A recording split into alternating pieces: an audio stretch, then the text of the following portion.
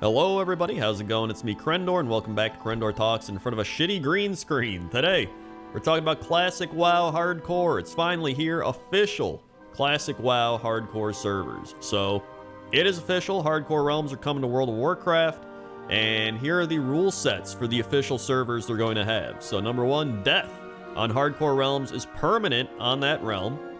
Although I am hearing that if you die in a Hardcore Realm, then you have the ability to move that character to a non-hardcore classic era realm. So, I actually think that's an okay idea. I think if you're gonna have some sort of way to monetize this, even it says it's free, all right? But I think even if you had to pay for that, that would be one thing that I'd be like, whatever. But if they actually had you pay to come back alive on the hardcore realm, then that would be dumb, right? I think that's one of the biggest issues that people have had is like, please do not allow Blizzard to have this thing of pay to bring your character back to life, right? That would defeat the entire purpose of hardcore servers. But I think having them still be able to like pay to move that character to a different realm that isn't hardcore is fine. Like, I have no problem with that. And you don't even have to pay for that. This is apparently free, so cool. I think it's their way of also trying to get people to keep playing Classic WoW, because I think there's going to be a lot of people that play on a hardcore server, they have their character die, and they're like, oh man, this sucks, I quit. But now you'd be like, oh, you know what, at least I can keep playing them on the non-hardcore server. It's just, you know, I'm not in the hardcore server anymore. Listen, there's still going to be people that are like, no! I don't want them to even have that. But like, to me, I really don't care. Maybe that's just me getting older and stuff too. I'm just like, man, but I still think most people, if they're really committed to the hardcore character at that point, they would probably, or hardcore server at that point, they'd probably just make another hardcore character, right? So that's just my opinion on that. But next up, we have PvP flagging. Players will no longer be automatically flagged for PvP upon attacking another player. To flag yourself, you have to type /PvP. So I think that's pretty good.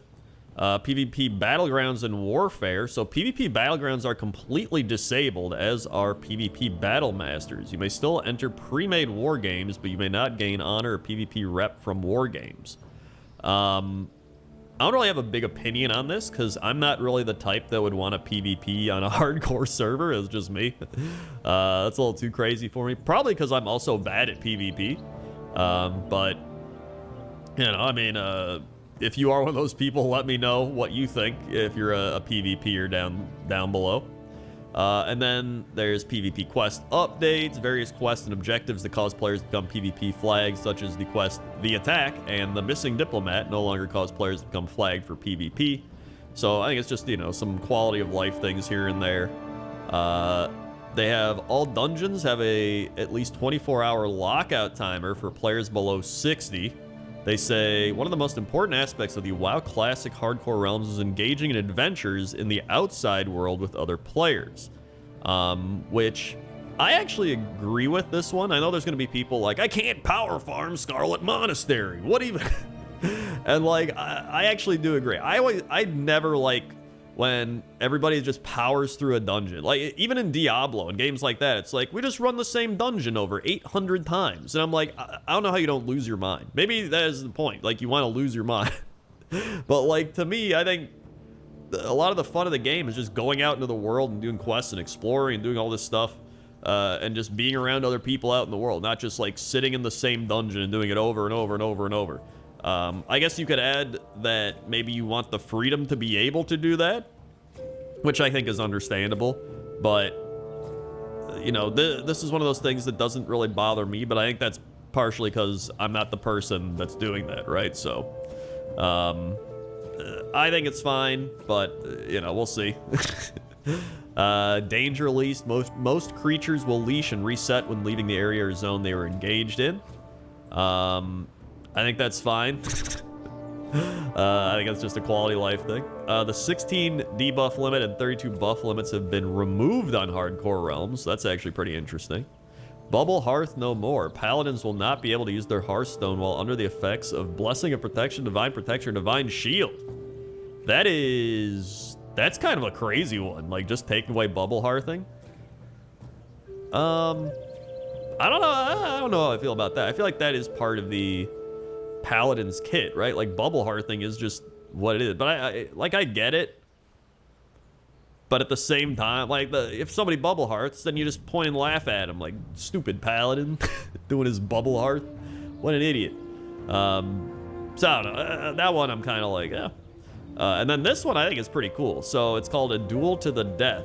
So to issue duel to the death, you will need to right-click the target's portrait and request a duel to the death from the context menu. A duel to the death can also be triggered by selecting the target and typing /MacGora in your chat window before commencing combat. Both parties must read and acknowledge a warning message and type "I agree" to begin. And so you literally duel to the death. And then if you win, you get a string of ears. So each time you win a duel of death, you'll receive a trophy, and it'll increase your stat count by 1. So if you have 7, you've earned 7 trophies gathered as victories while dueling to the death. So I think that's pretty cool. So if you got like 200, you're like, dude, this guy's insane. Like, he just keeps killing everybody in duels. Like, he's staying alive. And I know a lot of people said, oh, you can get it up pretty easily by just dueling somebody that's like level 5 over and over again, right? But apparently Blizzard today clarified that the minimum level to earn or grant stacks of String of Ears is level 19. So you at least have to put some work into leveling up a character and then dueling it if you really want to, you know, cheat the system, I guess. But that's pretty nice. And then Blizzard also today talked about the trading restrictions and stuff like that they're aware of. A lot of people had issues with that. So overall, it seems that they're doing, I think, pretty well in terms of organizing these classic servers. There's some things here and there that are questionable, but overall, I think the hardcore classic WoW servers seem like they're going to be pretty fun. I mean, I'm going to be playing on it. You know, I've done a little bit of classic WoW hardcore, but I think with the official servers here now, I'm actually going to go full on, make a hardcore character, see how it goes. Maybe my friends will join in. We'll do a big event or something, like when we did the Amish challenge, but I'm excited for it, man. I think it's going to be a good time. Let me know what you think down in the comments section below. Are you excited for classic WoW hardcore? Official servers, that is. I mean, you might be already playing it, but we'll see how it goes. So let me know down in the comments below. So thanks for watching. Like, comment, subscribe, all that good stuff. If you missed the last couple of videos, check them out. Pointless top 10 elevators and houses in the middle of nowhere. Okay? Okay. See ya.